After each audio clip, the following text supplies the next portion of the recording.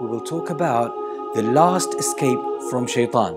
What's the last escape from shaitan? Is that when shaitan gets you into a sin and you lose all control. I'll share with you one tactic that will help you rescue yourself in the last minute and save yourself from falling into that sin.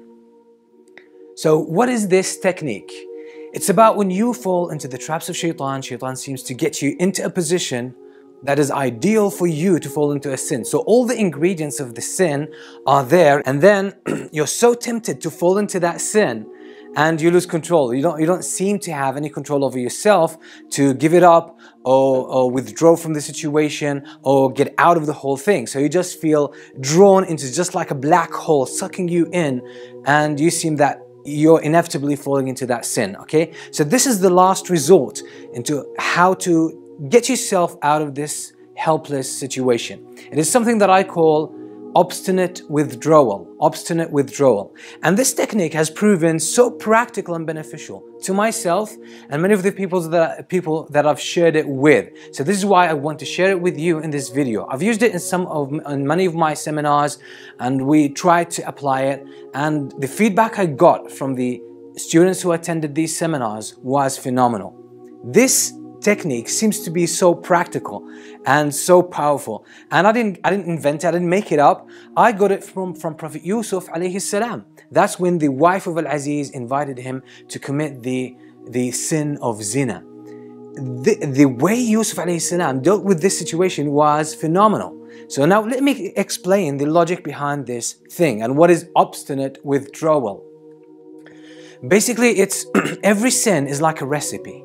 It's like a chemical equation. You need all the ingredients in one place in order for them to interact and react with one another so that they produce the final result, which is, in the recipe's analogy, it's the final dish. Okay? So if you remove away one of the important or basic ingredients of that recipe, you don't get the dish. And in the chemical equation, if you remove one of the basic ingredients or one of the basic reactants, you're not going to get the final result, which is the chemical product. You're not going to get that.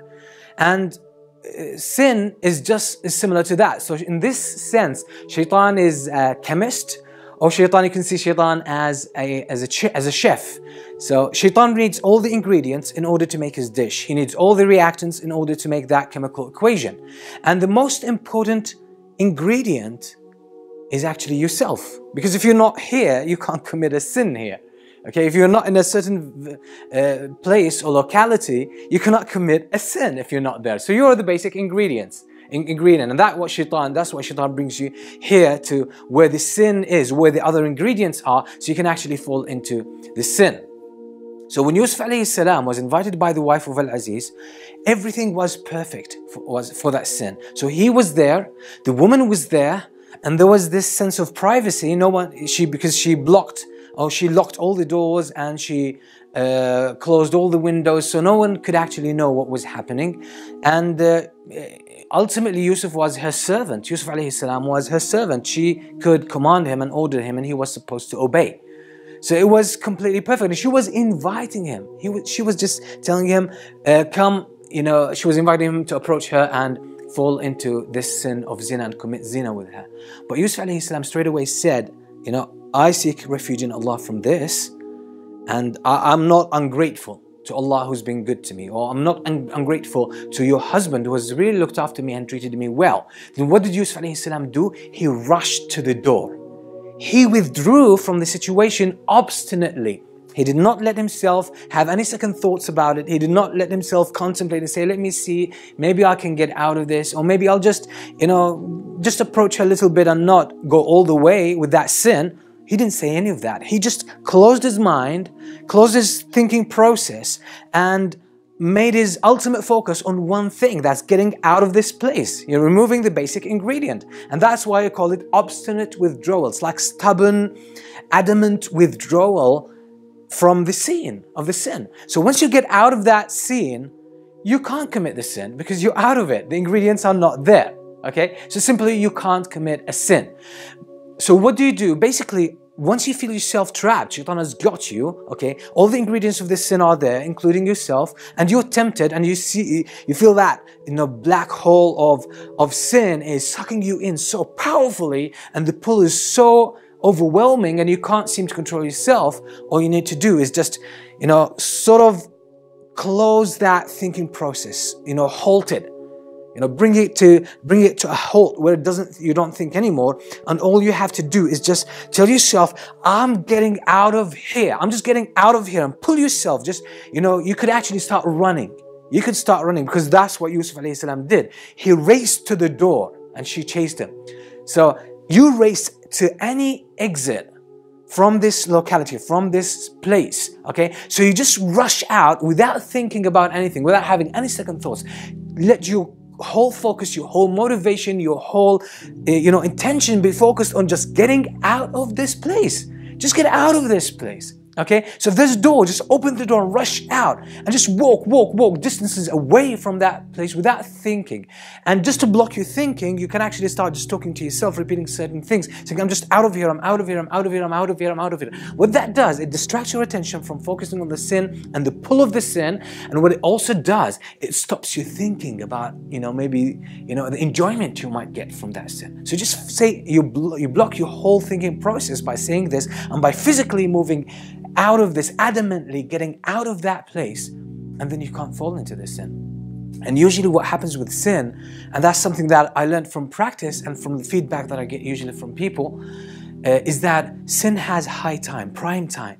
It's sometimes 5 minutes, 10 minutes, or maybe an hour. So once you get yourself out of that locality, out of that vicinity where the sin is about to happen, where the other ingredients of the sin are there, you get yourself out of it, okay, for about half an hour. Okay, or maybe for about an hour, okay, maybe sometimes 5 minutes. Your desire by that time has subdued, has taken a dip. So then you don't feel that so much tempted. So in your weakest moments, you manage to get yourself out of danger, and now you're in more control after you got out of this vicinity. So that's what I call obstinate withdrawal. Try this with helpless situations. It is so powerful. It has worked perfectly for me. It has worked perfectly for so many people that I know. Okay, and it just pays off. Some people have tried it, but it didn't work out for them, and the reason is they did not practice it, they did not rehearse it at times of ease. As I usually say in my videos, if you notice this, that you need to practice certain things at the times of ease, and they will come to your rescue at times of hardship. They will come in handy. So all you need to do is at times of ease, just now, after you just finish watching this video, all you need to do is I want you to put yourself in the mood of committing a sin where you feel you're tempted, and you feel the pull and the attraction of the sin, and just feel so much attracted. Get yourself in that mood and just abruptly break that flow of the sin. All you need to do, just do what I said, okay? Say, I'm out of here, and physically, with all force, get yourself out of that place, out of that room. Open the door and get out of that room. If you're in a building, get out of that building, okay? If you are in a certain place, okay, just in your office or in your bedroom, just get out of that place, okay? That's a rehearsal. It's not a real situation. Do that 10 times, and by doing this, you hardwire your brain, to develop a new habit, and that is basically to break the flow of any temptation you have, so you can do it. So try it 10 times. Maybe tomorrow try it again, or in the evening try it another 10 times, and so on and so forth.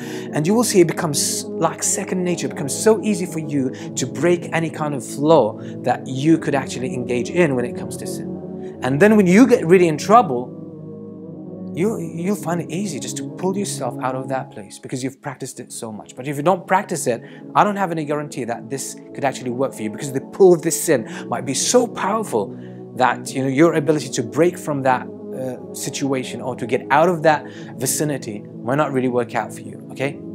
So you need to practice it. This has proved very practical for people, especially young people, who are tried with watching pornography.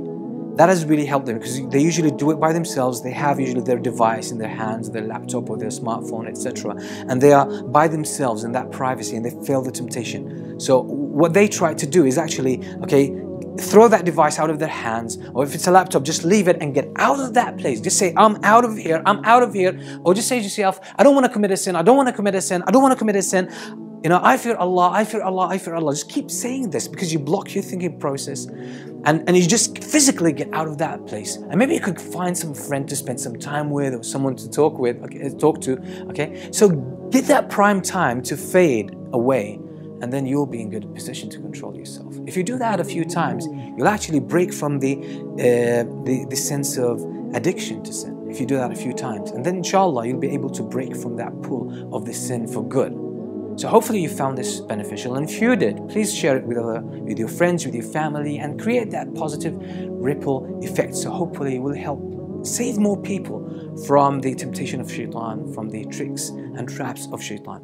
It's a very simple advice, but as I said, you need to practice it at times of ease, so it comes in handy at times of hardship when you truly need it.